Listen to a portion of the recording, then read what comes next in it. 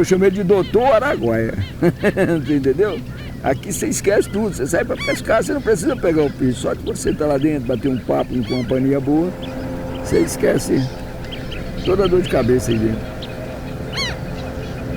Meu avô chegou para cá em mais ou menos 28, 30. Ele veio de Crixás para Bandeirantes, que é na beira do Crixás. Ele era assim, tinha um espírito desbravador, desceu até aqui, abriu a propriedade aqui, a fazenda, que não Luiz Alves, não é aqui, é lá em cima, que chama-se Porto Luiz Alves, né? Aí meu pai veio para cá em 30, 32, 31, né? O vovô faleceu aqui, ele veio tomar conta da propriedade. Nasci aqui na região em 1960, né? E a minha relação com o Rio do Araguaia é tudo, com o Rio Araguaia. Pesco praticamente toda semana, né? Gosto demais de praticar pesca esportiva. Só trago peixe para mim comer, não congelo peixe, não armazeno, né? Agora, se eu pudesse todos os dias eu pescaria, que é um dos maiores terapias que tem, é ficar nesse rio aí, né? Praticando a pesca esportiva. As lembranças que eu mais tenho do rio é quando o rio Araguaia e o Rio Vermelho encontrava bem abaixo do centro da cidade um pouco, né? Bem uns 2 quilômetros abaixo do que ele está lá hoje, que era uma época muito boa para a gente, para pescaria, para turismo mesmo, já tinha também, mas a pescaria era mais importante para nós na época. Quando a gente pescava, meu menino mais novo, que é o do meio, né, hoje, que eu falo mais novo, ele foi fazer faculdade, ele fez, graças a Deus. A minha menina também terminou, e foi tudo, graças a Deus, o Rio Araguaia.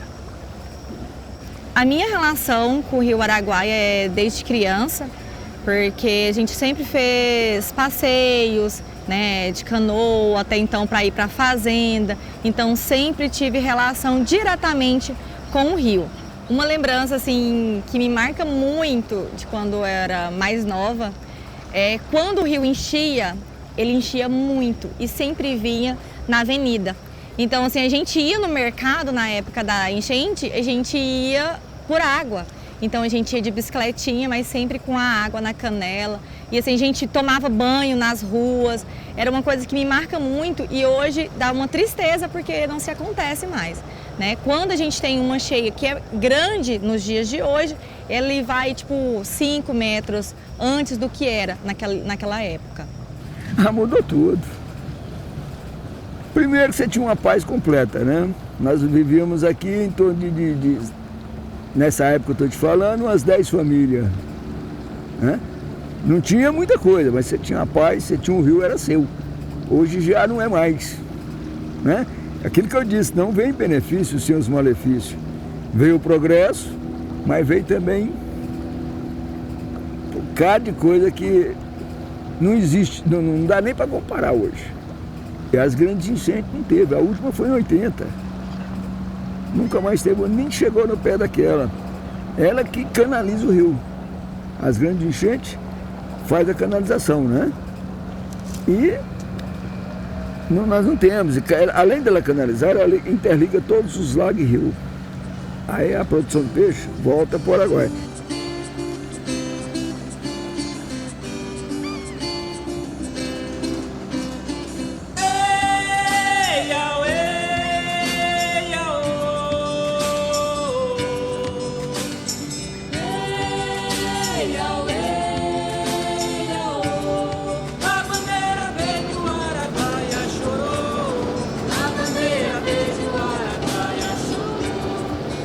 Porque a gente tem visto, né, os nossos resultados de vários artigos têm mostrado que tem uma redução grande da vazão de água no próprio Rio Araguaia.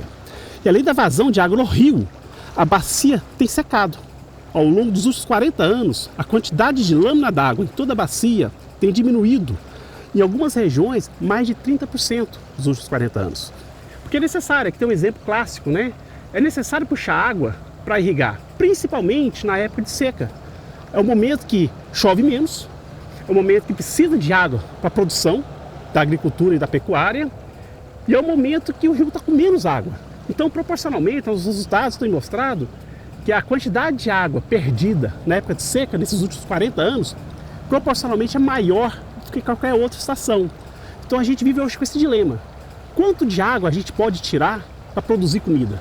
Ao mesmo tempo que a gente preserva a biodiversidade local, a gente preserva os peixes vivendo, sobrevivendo, a gente preserva outras profissões, como dos ribeirinhos, dos piloteiros, funcionando. Porque sem água não tem peixe, não tem piloteiro ganhando seu próprio dinheiro, o comércio da cidade diminui.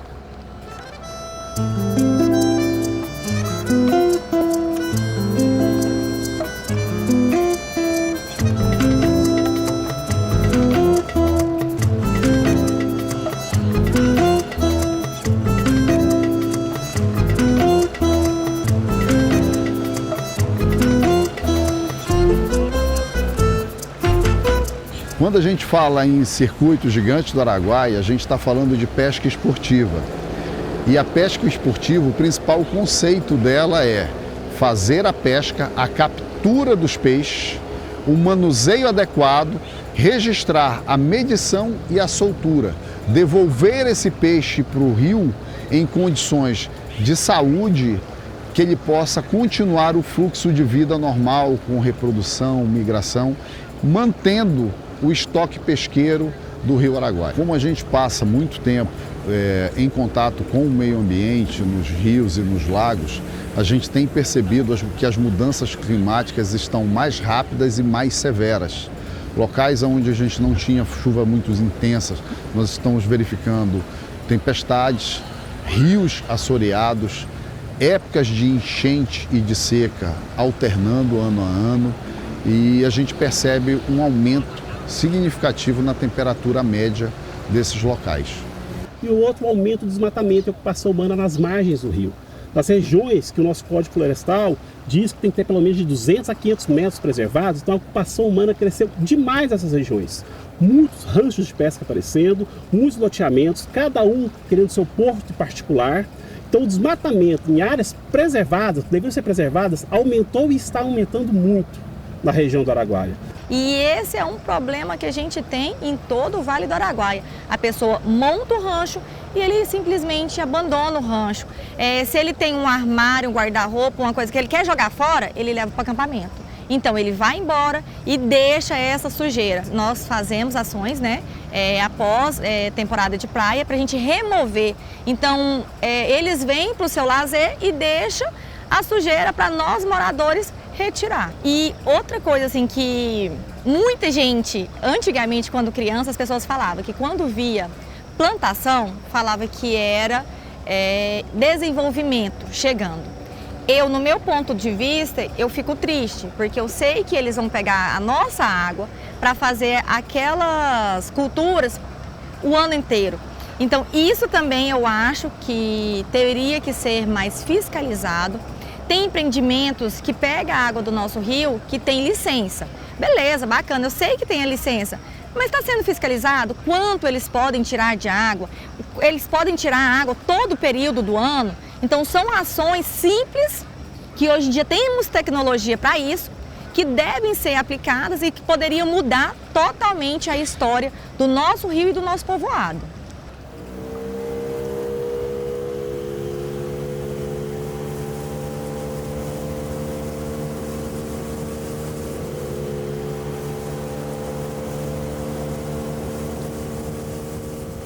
Nosso programa é Programa Araguaia Vivo. Nós temos 11 atividades, que são 11 projetos de pesquisa integrados, complementares. A gente chama de atividade porque a gente força uma interação muito grande entre eles.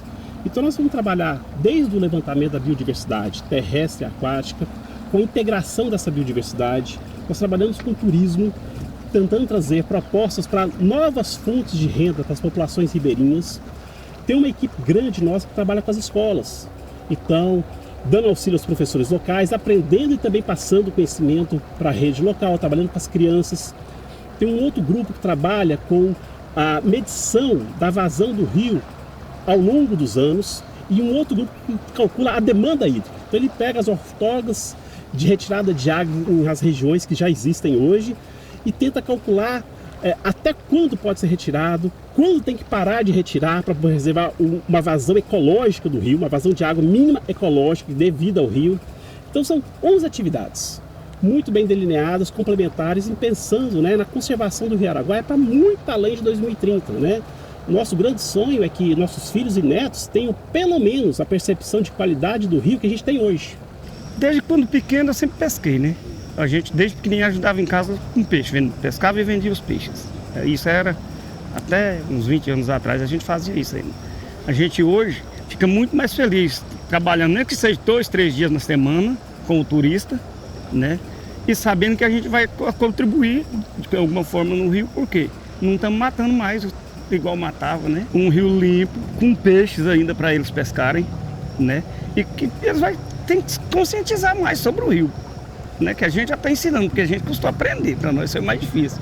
Agora para eles é fácil, crescendo dentro do ambiente fica mais fácil, eu acho.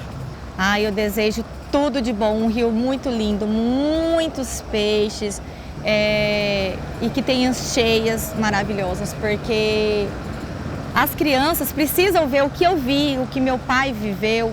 Então, assim, se a gente não cuidar hoje, amanhã eu não sei como que pode ficar este rio. Eu espero que o Rio Araguaia daqui 50 anos, 100 anos, continue do mesmo jeito que está hoje. E que as pessoas conscientizem mais, né? Para que nós vamos conservar isso aí. Para neto ou bisneto que vem, né? Chegar aqui, vocês vão vir aqui, tá essa beleza. Sou araguaia, sou banzeiro, sou canoeiro a navegar.